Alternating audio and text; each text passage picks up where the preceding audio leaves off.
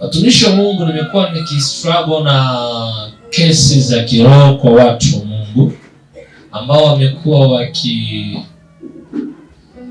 mafanikio makubwa kwenye kiwango cha maombi ambacho hakipo kwenye fundisho ndani yao. Sasa kukosa kiwango sahihi cha ufunuo wa neno la Mungu, namna unavyofaa kufanikiwa, haitakupa kufanikiwa. Kwa sababu nimeanza kwa kusema watu wangu wanaangamizwa kwa kukosa nini? Maarifa. Sasa tukipiga kelele kuambia watu maombi sio jambo baya, ni jambo muhimu, ila kuna jambo lenye ulazima kwanza. Amen. Ukikosa kujua unachotakiwa kuomba, maombi yako yanaweza yakageuka kuwa angamizo lako pia. Nilishagusa kwenye maombi au masomo ya maombi nikuambia hata Samson kwa kukosa hekima ya namna ya kuomba nje na kisasi, ilimtengenezea mauti pamoja na watesi wake. Kuna wakati kulipiza kisasi sio suluhu. Ndio. Hekima ni kitu muhimu sana. Amen. Siku wajana nilikuwa nimepata fursa kuongea na watumishi wa Mungu ambao wanazungumza nao kabla ya ibada. Nikwambia, sibeta kuonekana umenyamaza kuliko kuzungumza kitakachoharibu heshima yako. Amen. Ukimya unaficha ujinga mwingi sana kwenye maisha. Ndio. Ukimya unaficha ujinga mwingi sana kwenye maisha. Yaani ukimya, hata mtu ambaye anadharaulika akinyamaza anaheshimika sana. Amen. Kwa sababu huwezi kumpima kwa chochote. Amen. Na hatari na kuwepo kwa mtu anayeongea. Ndio. Kwa hiyo hata vitu vikiwa vinaenda rafu, usipanic. Just be humble. Chagua kujifunza. Ndio. Chagua kuelewa. Amen. Kuna wakati jibu kubwa zaidi ni kunyamaza. Amen. Na wanawaambia watu hakuna mtu anayeteseka kama ambaye hajibiwi. Amen. Yaani hakuna mtu anayeteseka kwenye dunia kama ambaye hajibiwi. Yaani wakati una expect huyo mtu akupe jibu ndani yeye akachagua kunyamaza. Hicho kitu kinawavuruga watu wengi sana kwenye maisha. Ndio. Na ndio maana hakuna aliyewahi kupigwa vita akiwa amenyamaza. Amen. Hakuna. Sababu huna sababu ya kupigwa kwa sababu hawajasikia chochote. Hawajasikia chochote. Kwa hiyo ni siri mojawapo ya kiroho. Maombi ni jambo zuri sana. Sijasema uache kuomba. Ndio. Lakini najitahidi kukufunulia. Usikimbilie kitu usichokuwa na ufunuo nacho. Ndio. Ufunuo utakuonyesha jambo sahihi. Amen. Siri za Mungu ni jambo muhimu sana kuliko makelele. Amen. Kuchagua kile ambacho Mungu anasema ni bora zaidi kuliko kumfundisha unachosema. Amen. Kumfundisha unachosema kutabadili mipango alionayo. Amen. Ndio maana Yesu akamwambia watu, mnapoomba semeni mapenzi yako yatimizwe. Mimi kuna ulicho plani kabla ya plani yangu nayoshia na wewe. Ndio. Kwa hiyo usisahau kukubali plani zake. Amen. Sasa ni ngumu kukubali plani zake ikiwa hujajua namna alivyopanga. Bwana saidie. Niliwahi kuambia watu wanasema najua mawazo ninayowazia. Kesi ngumu ambayo wengi wanakabiliana nayo kwenye maisha yao ya kiimani ni kutokujua mawazo yake ndani kuchagua kuomba. Bwana saidie. Ombi kubwa ambalo naweza nikakushawishi mwezi huu wa 6 Jumapili ya mwisho wa mwezi. Ndio. Ni kuchagua kuomba kufunulie namna ya kutembea sawa sawa na unavyofikiri. Amen.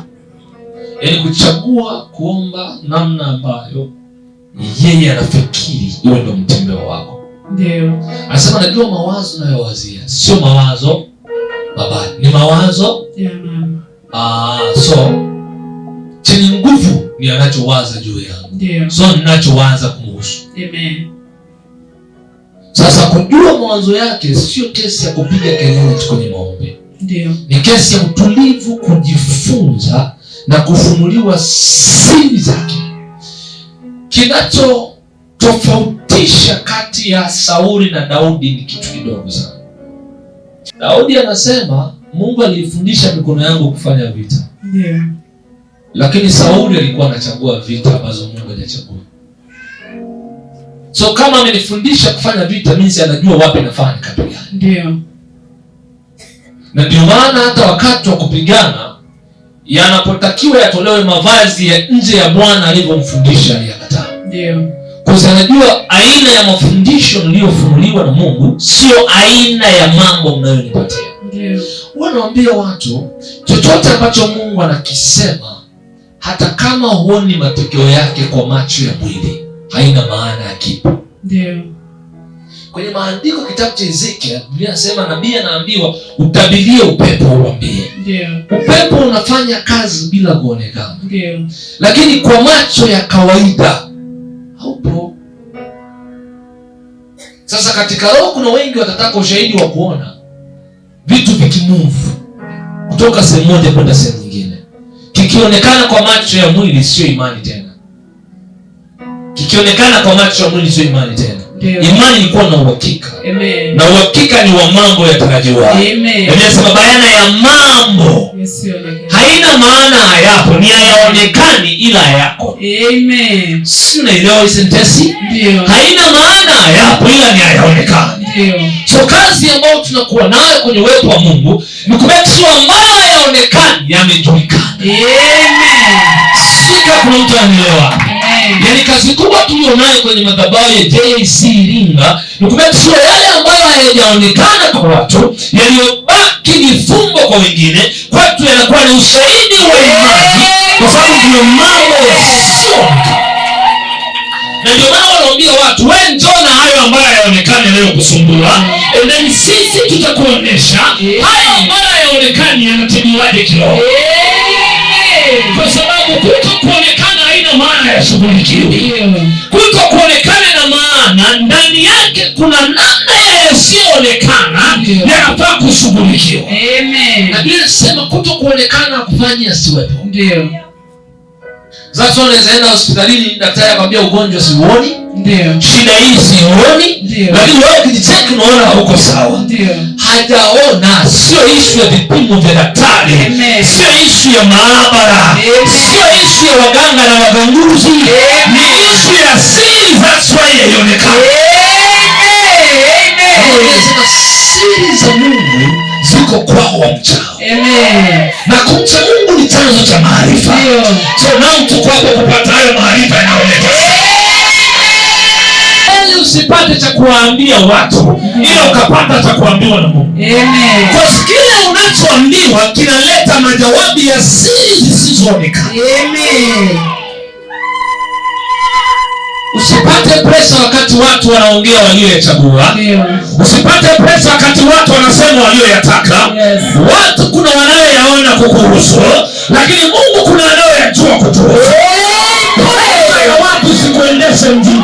Amen. Presa ya watu sikuendeshe kwenye mifumo. Amen. Kwa sababu watu huwa wanachagua kulingana na wanavyotuona. Amen. Na Biblia inasema yasiyoonekana ni siri. Na siri za Mungu ziko kwa wamchao. Niliwahi kuambia watu hekima nzito sana, nikasema ukijua wewe ni Yusufu usiongee sana. Amen. Hiyo ni siri. Amen. Kama wewe ni Yusufu usiongee sana. Amen. Usiongee sana. Amen. Yaani hata usiongee sana. Amen. Kwa sababu neta ya Yusufu anaongelewa na mbingu. Ndio. Sio watu. Yes. Siruhusu post za watu zikuzungumze. Ndio. Zikuendeshe. Amen. Kiwezekana ufuta na kiwezekana usipige na simu. Kiwezekana kwenye vikao vyao usikae. Kwa sisi watu wa Roho tunajua namna Qur'an mfumo. Tunafahamu. Tuna kazi ya kuchukua siri za Mungu na kuziweka wazi. And then tutembee namna Mungu anavyofikiri. Amen. Kwenda haraka inawezekana tukienda wenyewe. Ila kufika ni Mungu. Ndio. Tukitaka kufika lazima tuende na Mungu. Hiyo ni sheria ya Roho. Amen. Yaani ukitaka kwenda haraka anza safari. Amen. Ila ukitaka kufika anza na Mungu. Amen. Nilimsoma Moses mahali fulani, alimwambia Mungu uwezo wa kutoka hapa mjini ninao. Ndio. Ila uso wako usipoenda na mimi uwezo wa kufika ni ngumu. Ndio. Hichi kitu kilinipa shule ngumu sana kuongea na watu wa Mungu. Kwa hiyo kumbe uwezo wa kuanza vitu wenyewe upo. Ndio. Ila uwezo wa kuvimaliza salama ni ngumu. Ni ngumu. Yaani uwezo wa kulianza tukio kimwili upo. Ndio. Ila uwezo wa kulimaliza ni ngumu. Sasa ili iwe rahisi, maana yake hivi, uso wako usipoenda, Musa alimwambia Mungu kwa Kiswahili kizuri, namna yako isipokuwa na mimi hapa, ndio kokote nakotakiwa niende sitaenda. Ndio. Kwa tunajua uwezo wa kwenda kama mtu mwenye miguu miwili nao. Ndio. Uwezo wa kuingia kwenye ndoa kwa sababu na jinsia ni nao. Ila uwezo wa kukaa humo. Ndio. Mtu wa Mungu sio rahisi.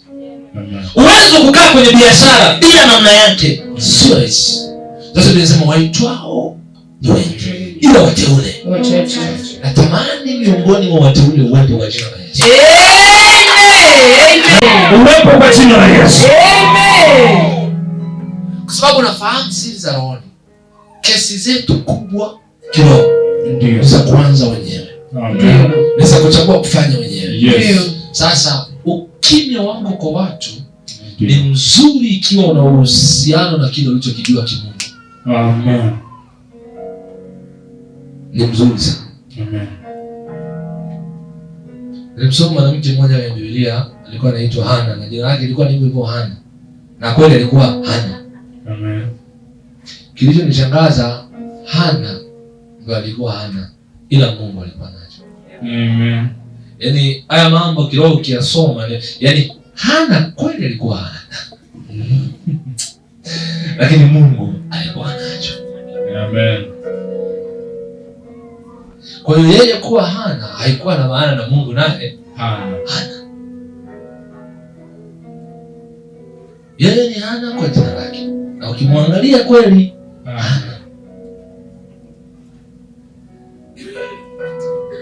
Alikusogea kwa Mungu ambaye haendani na Hana. Akaambia wewe huna, lakini na maana mimi sina. So wewe kutokuwa nacho haina maana mimi sina. Hana hakuona. But man of God alipokaa na Hana madhabahuni, akamsikiliza Hana anavyoomba. And then akawa na maswali ya kumjaji Hana. Lakini bado jibu lilikuwepo, Mungu akupe. Kwa wewe kutokuwa nacho haina maana na Mungu hana. Amen. Sasa kwa madhabahuni Hana itaishia leo hapa. Amen. Amen. Sababu huwezi kubaki kuwa Hana unapokutana na kuhani wako. Amen. Hana inabadilikia hapo hapo. Amen. So kwenye ibada leo Hana inaishia hapa. Amen. Presha mtaani inaishia hapa. Amen. Haina haja ya kulumana na watu. Amen. Hana yako itaishia hapa. Amen. Kwani akawa anatoa maelekezo akasema Mungu akupe haja, hitaji, aijaze au jaze moyo. Kwa sababu presha ya mazingira inaweza kuleta kelele ambayo mbingu haihitaji kusikia. Ngoja leo kwenye hii ibada ya mafuta nikufundishe kitu kizuri. Biblia inasema wakati giza lilitokea wakati Mungu anaumba. Hizi kitu kinaweza kuwa kigumu kwako. Just imagine hadi giza likaogopa Mungu. Who are you, man of God? Giza likaogopa Mungu. Yaani Mungu yuko kwenye operation zake, then giza likajipendekeza. Ili hapo. Napenda strategy ambayo Mungu alikuwa anaitumia. Giza lilipotokea hakupiga doro. Giza lilipotokea, Biblia inasema Roho ya Mungu ikatulia. Yes. And then Mungu akasema. Ndio. Tafsiri yako naelewa hii kitu. Means kuna vitu nature yake ni kutokea kwa mtu yoyote. Amen. But uwezo wa kutulia utaamua nini kiendelee. Amen. Hiyo ni kodi ngumu sana nikupatia leo.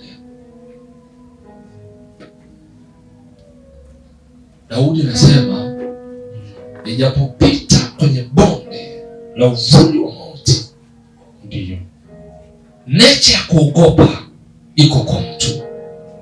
Kwa hiyo sitaogopa mauti kwa sababu ipo, lakini Bwana yupo pamoja nami.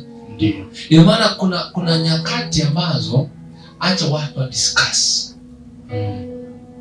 Wape watu wazungumze. but usiwe na muda wa kuyajibu. Yes. Kwenye bonde la uvuli wa mauti Bwana yupo pamoja nami. Amen. Wanaweza kudiscuss mauti, ila Bwana ambao uko pamoja nao haupo kwao, upo pamoja nawe. So focus na aliyekuwa pamoja nawe, ujue namna ya kutuliza roho yako. Nasema roho ya Mungu ikatulia, and then Mungu akasema, Mungu hakuhangaika na kinachoendelea, alitafuta kukaa na sio na watu, alikaa, alitulia. Nyie watu wa Mungu ambao wanahudumia leo, watumishi wa Mungu, watumishi wa Mungu, jifunze kuchukua kiti na kukaa mwenyewe, and then isikilize sauti ya Mungu ambayo wengine hawaisikii. Muelewe Mungu kwenye namna ambayo wengine hawaelewi. Pokea Mungu kwenye namna ambayo wengine hawapokei. Chukua Mungu kwenye namna ambayo wengine hawachukui. Tembea na Mungu kwenye namna ambayo wengine hawatembei. Acha pressure za maisha zikae pembeni. Acha pressure za watu zikae pembeni. And then chagua namna ambayo Mungu alichagua. Kwenye ujana huo chagua utulivu ambao watu wazima wameukosa. Yesu sio umri. Yesu Mungu alifanya nini? Amen. Yesu Mungu alifanya nini? Amen. Kwa Kiswahili kizuri, mahitaji wengi ambao mnakutana nao kwenye maisha yenu, mlichagua kushare nao vitu wanavyovitamani. That's why wakawa maadui zenu. Hivyo mnaelewa vizuri? Wanaowachukia wengi kwenye maisha yenu, mlichagua kushare nao vitu ambavyo wao wanavitamani. So uliposhare nao, uliwapa mlango au uliwapa access na mifumo yako, ndio maana chuki ikawa kubwa.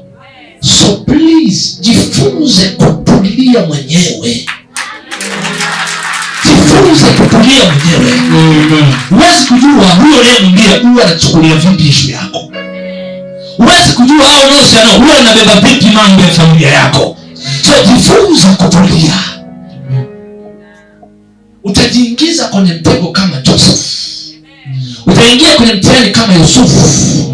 Jifunze kuelewa kanuni za Mungu zikoje. Okay, fine. Chochote Mungu alifanya kilikuwa na maana. Chochote Mungu alifanya kilikuwa na maana. Kama Mungu aliona hakuna kitakachoendelea mpaka roho itulie, hakuna kinachoendelea kwa mwanadamu mpaka roho yake itulie. Achana na pressure za watu. Achana na pressure za biashara.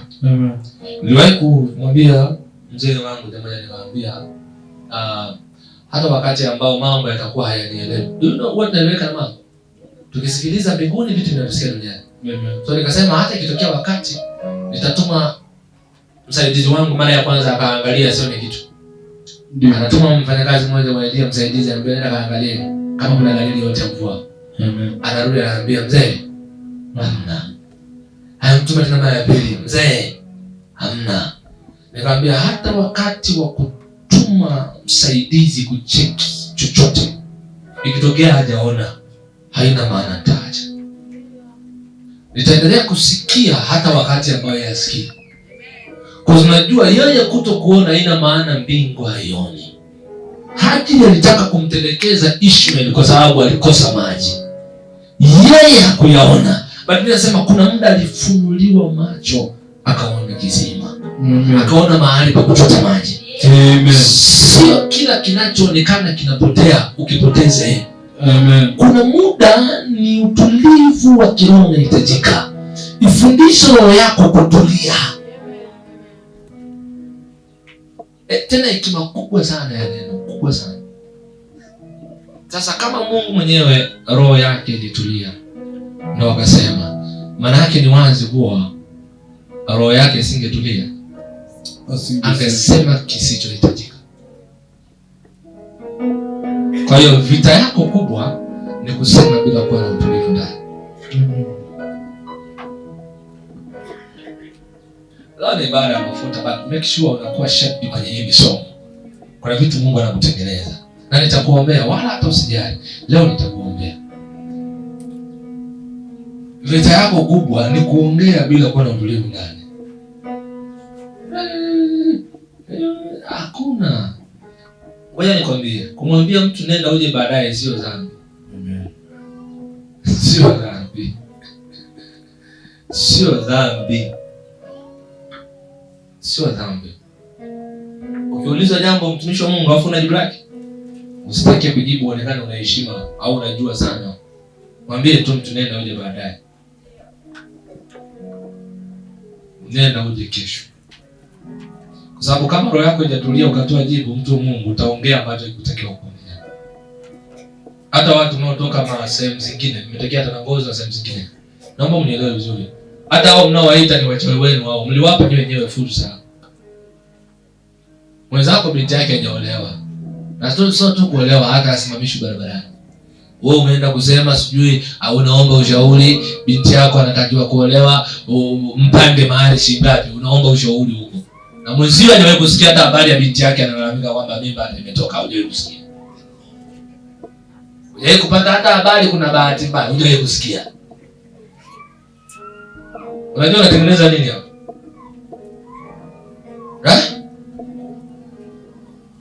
Kodi unauza mwenyewe.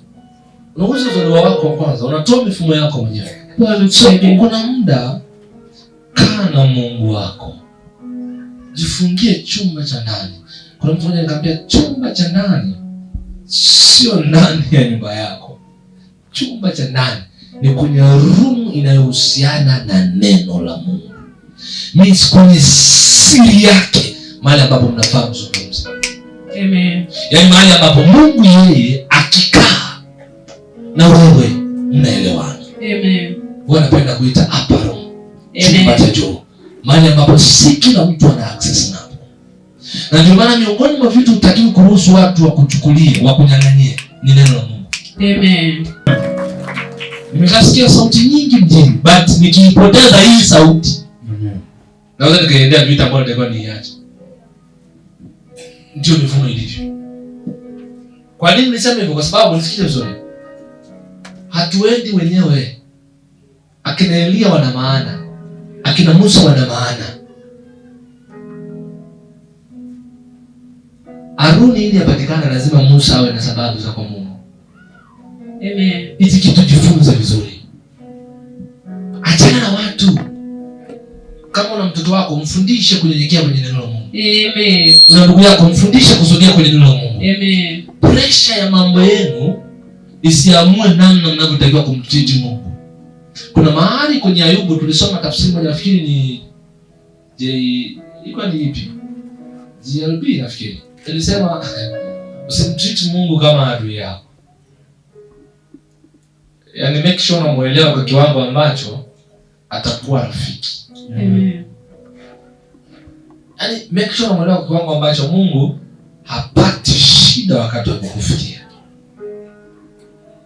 Kwa nini? Kwa sababu katika roho watu wengi sana ni rahisi kumsikilizisha Mungu bila kusikia wao ni Mungu. Ni rahisi kumwambia ila wao kumsikia Mungu. Sasa njoeni tusemezane, sio msemelee. Tusemezane. Yeah. Tukisema tufanye research kwenye ibada ya leo, ni wangapi ambao wamefanikiwa kusemezana? Unaweza ukachanganya wachache sana. Ni wangapi waliofanikiwa kusema kwake? Ni wengi sana. Ndio. Niliwahi kusema maongezi ili yakamilike lazima kuwe na pande mbili. Amen. Kukiwa na upande mmoja au sio maongezi, ni kuchanganyikiwa. Sasa usichanganyikiwe. Mapija ni yako usichanganyikiwe. Usichanganyikiwe. Sehemu zote shetani anaweza akakuingilia. Lakini sehemu ya mazungumzo yako na Mungu anaheshimu sana. Sio wakati unasema, wakati unazungumza.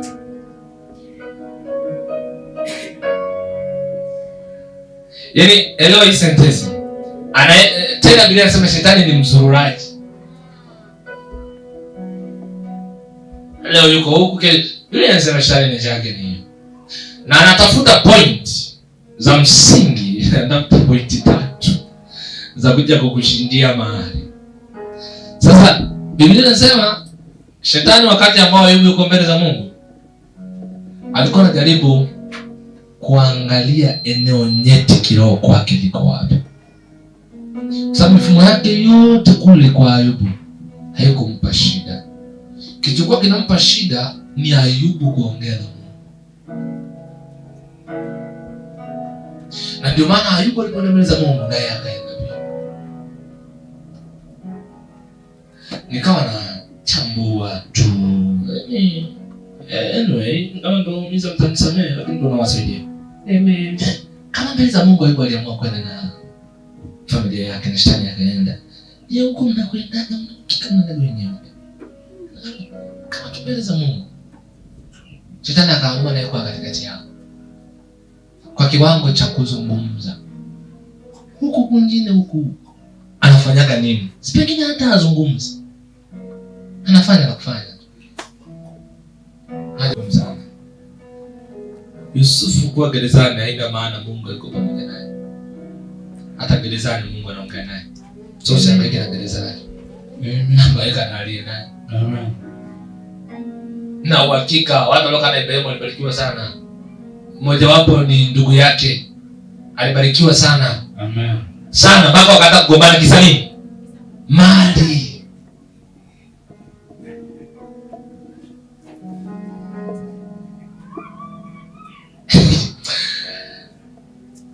Lakini ilibidi angoje. Sasa kiroho kuituliza roho yako, yaani kuiruhusu roho yako itulie. Ni ngumu sana. Amen. Mpaka usikie ushahidi wa neno la Mungu. Amen. Ngoja nikupe kauli ngumu. Imani ikupe ushahidi unaotaka. Imani inakupa ushahidi uliowekwa kwa ajili yake. Amen. Waamini ni wengi sana. Amen. Ila wanaoamini kinachohitajika ni wachache. Amen. Waamini ni wengi sana.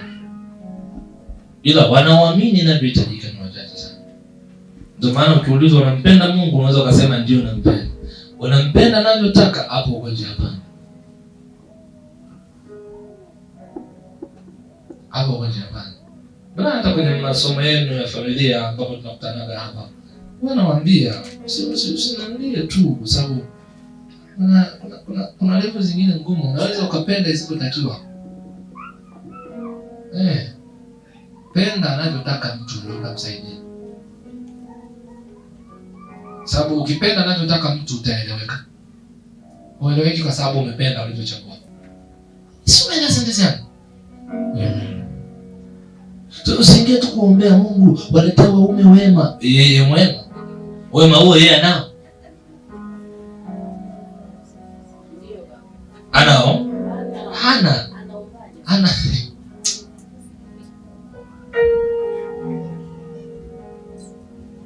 Haleluya. Haleluya. Amen. Haleluya kanisa. Amen. Haleluya watu mnaonielewa. Wema huo upo watumishi wa Bwana. Watu tunagosi leo na nini? Tunapenda kwa jina la Yesu. Wema huo upo. Tunajiomba aje aolewe. Wema huo upo. Akili njema ndio inayotafutwa. Akili njema. Kujiongezea maarifa. Kwa sababu hiyo ndio kitu muhimu kuliko kitu kingine chochote. Sije katokea mume wako akaambiwa achague kati ya wewe na TikTok akachagua TikTok. Sasa ikawa ngumu. Sababu TikTok inampa maarifa. Tukutana na hiki. Bwana Yesu asifiwe. Bwana Yesu asifiwe.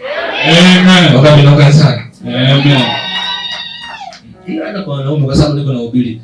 Leo ni siku njema sana ya mwezi wa 6 tunaenda kufunga hii. Wanaume mkiwa vile chagua mume wako na TikTok. Nadhani chagua nini? Kwa sahihi mlivyo. Wamama wangapi mtachagua mume zenu tena? Wachache. Mimi sio kugombanishi. Yaani ile kupe tafsiri bado kuna juhudi inatakiwa uongeze. Ongezeka. Unaweza sifiwe? Ongezeka. Ongeza jirani yako hujajaa ongezeka. Ni vitu vyepesi vyepesi. So najitahidi kuongea vizuri. Jifunze ya mambo kwa ukubwa, itakusaidia katika roho. Tunaomba sana, tunapiga makelele mtumishi wa Mungu. Yesu! Msonga mkute mdada anayeomba ndoa amefunga siku 7. 7 kama.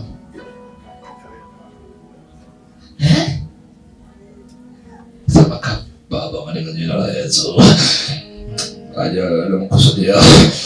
Wewe nini?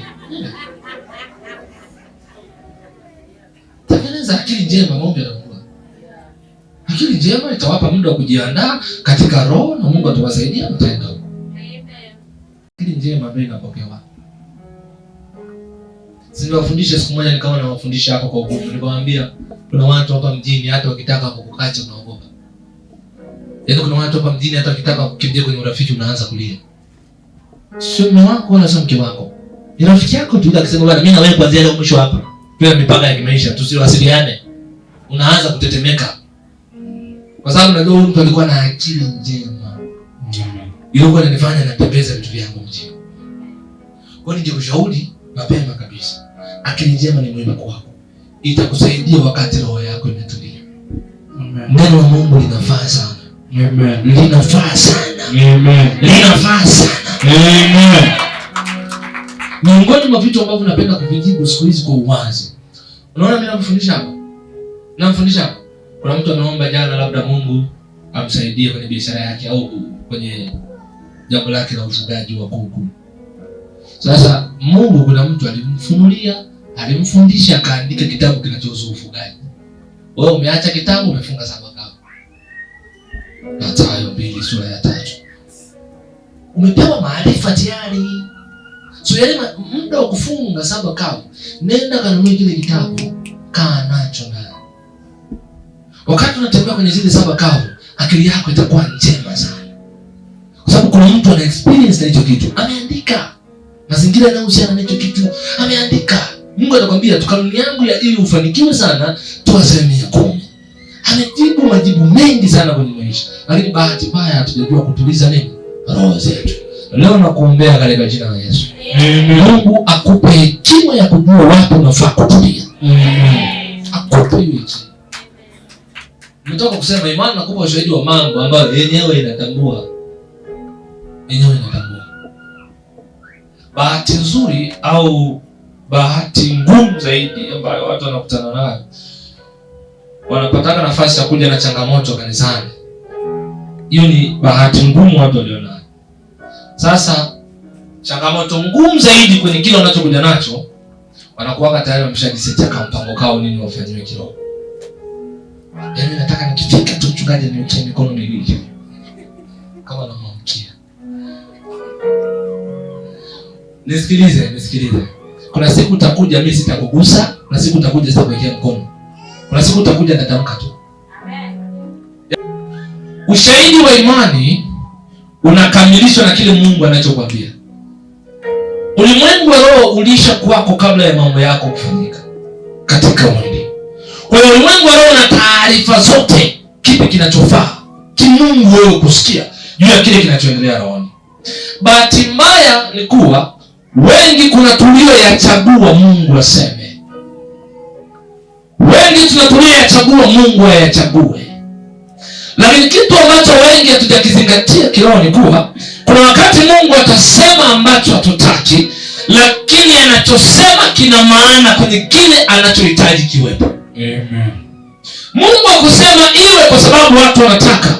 Alisema iwe kwa sababu mbingu ilisha plani nini kitokee. Amen. Watu natakiwa wajifunze kuelewa pamoja na wewe mtu wa Mungu.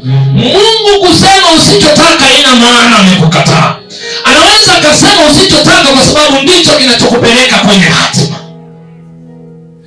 Na bahati nzuri anachosema Mungu leo kinaweza kaondoa miaka 5 ya utafutaji wako. Umehangaika miaka 5 akasema tu siku moja. Mara moja kila kitu kikabadilika. Umesumbuka miaka 40 kuzunguka mlima. Alafu siku moja anasema mmezunguka sana mlima huu, ila sasa inatosha. Sio kile anachosema hata kama ulikuwa hutaki aseme. Akishasema story inaishia. Mambo yanaishia hapo. Nina watu wengi ambao ninao hapo kanisani Mtu anaweza akafika kwenye madhabahu ana kitu ambacho tayari ameshajiandaa nacho kufanyiwa. Anashangaa, mbona leo mchungaji anigusia? Asemi, hatabiri. Anaachana na neno kabisa.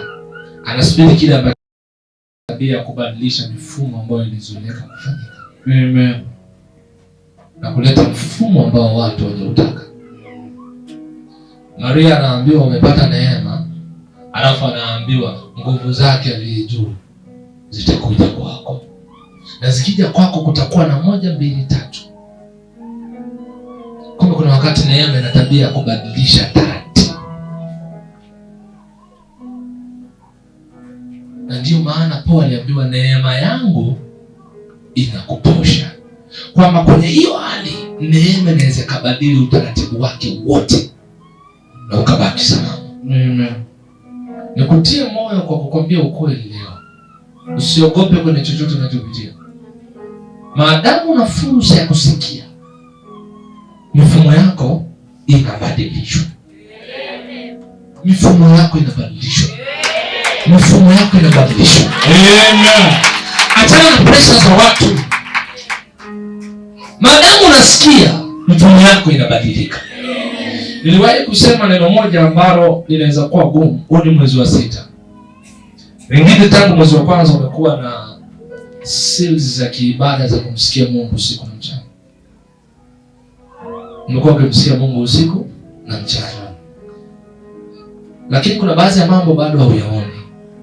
Kuna baadhi ya vitu bado unashindwa kuvigusa. Ngoja nikupe siri ambayo unatakiwa ijue. Na huu ni uzoefu kiroho kabisa tunao. Kuna mtu mmoja kwenye Biblia anaitwa Musa. Musa aliwahi kuongeleshwa na Mungu kwenye mlima mmoja. Akatumwa aende mahali. Biblia inasema aliambiwa aende kwa kiongozi mmoja wa nchi. Ampe habari ambazo Mungu anataka yule kiongozi azisikie. Nchi yetu ya Tanzania imebarikiwa kwa jina la Yesu. Wakati yule kiongozi anatakiwa asikie zile habari, Mungu alikuwa anamwambia Musa, nenda lakini hatafanya nini? Hata kusikiliza. Nikawa ninatafuta rohoni kujua kwa nini Mungu anamtuma Musa mara zote na anajua yule kiongozi hawezi kumsikiliza. Mara ya kwanza, mara ya pili. Mbona anamtuma? Halafu baadaye anasema hata kusikiliza hata atakapompiga mapigo. Kuna mapigo yatakuja. Pigo hili atakusikiliza. Asipokusikiliza kuna pigo jingine. Maswali ambayo yapo kiroho. Kwa nini tume mara nyingi asinipe tu lile pigo moja litakalomfanya nisikilize? Unajua kuna kitu nataka niongee na wewe kizuri sana. Hata kama umemsikia mara 10 au mara 20, ukaona vitu havijatokea, please endelea kusikiliza. Tafadhali endelea kusikiliza.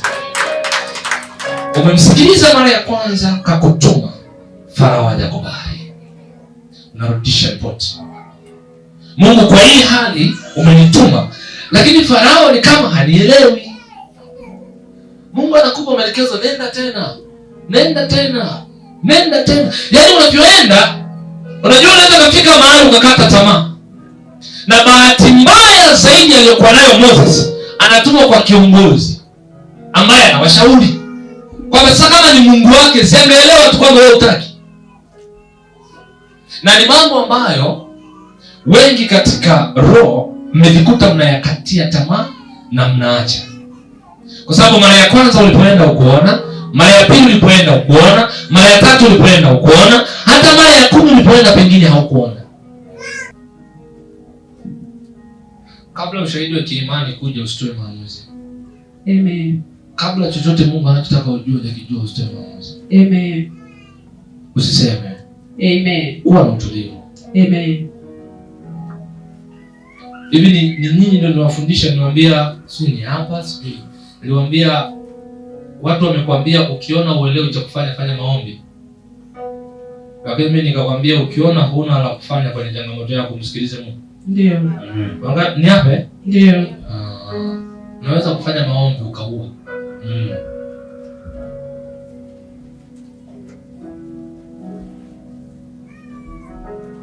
Nikufundishe kitu kigumu. Ndio. Kila ombi unaloomba wako unatoa nafasi ya roho yako hapo. Yaani kila ombi unaloomba unatoa nafasi ya roho yako hapo. Yaani unaposema katika jina la Yesu ninamtangazia kibona, sehemu ya roho yako unatoa nafasi hapo. Katika jina la Yesu namtangazia, sehemu ya roho yako unatoa nafasi hapo. Na ndio maana nimesema Baba mikononi mwako naiweka. Mimi sehemu ya roho yake alitolea nafasi wapi? Pale. Sasa vipi ukatoa nafasi sehemu isiyokuwa sahihi? Kwa hiyo kuna muda kusikia ni bora kuliko pressure ya maamuzi. Amen. Kwenye ibada hii ya mwezi wa 6, kama tangu mwezi wa kwanza kuna mambo yalikuendesha, kuanzia mwezi huu wa 6 kuendelea, usiwe na pressure ya maamuzi. Amen. Miezi 6 iliyobaki make sure unamaliza vizuri. Amen. Miezi 6 iliyobaki make sure unamaliza vizuri. Amen. Miezi 6 iliyobaki make sure unamaliza vizuri. Na ndio maana hii baada ya mwezi wa 6 ninaongea mambo mengi, kwa sababu najua tayari mwezi wa kwanza umetoka, huu ni mwezi wa 6, tunaenda kuufunga tuanze wa 7. Ndio. Ina maana kama tunaenda kuufunga tuanze wa 7, tafsiri yake tayari tunaenda kukamilisha mwaka. Sasa kama kuna vitu kunyuma ulishazindua, ulishaharibu kiroho, ulishavuruga, kuanzia hapa anza kutengeneza. Pressure isiwe sababu ya kuomba. Mazingira isiwe sababu ya kuomba. Taabu isiwe sababu ya kuomba. Watu kuondoka isiwe sababu ya kuomba. Sababu ya kuomba iendane na kile Mungu amekufunulia. Yaani ukiona Mungu hajasema wewe usiseme. Mungu asipoamua wewe usiamue. Niliwahi kusema unaweza ukatangulia kwenda lakini tukakukuta Sodoma. Please sijaongea na wewe kwa ubaya. Ombe jirani yako na pendo tu. Gumu ambalo wewe unakuepa rohoni, Mungu akikuuliza swali leo, akataka jibu lake kesho, atakukuta kwenye hilo eneo ambalo leo mlikuwa mnaulizana maswali. Niliwahi kufundisha wani kwambia gharama aliyoipata Ibrahim kumsubiri Mungu mwakani majira kama yale. Alisema mwakani nitakapokurudia nitakukuta una nini? Mtoto. Alisema nitakukuta una nini? Mtoto. Swali gumu nilisema Mungu kumrudia Ibrahim kumpata baya. Wewe ungepata wewe kwa kiwango chako ungepata. Leo kwenye vitenge, kesho kwenye bilinganya. Kesho Mungu akamwambia mwakani majira kama haya anakuja. Nikukuta. Wangapi mngekuta? Wangapi mngekuta funga mkono ndio? Mmoja. Wengine mngekuta umeshafanya changes tayari.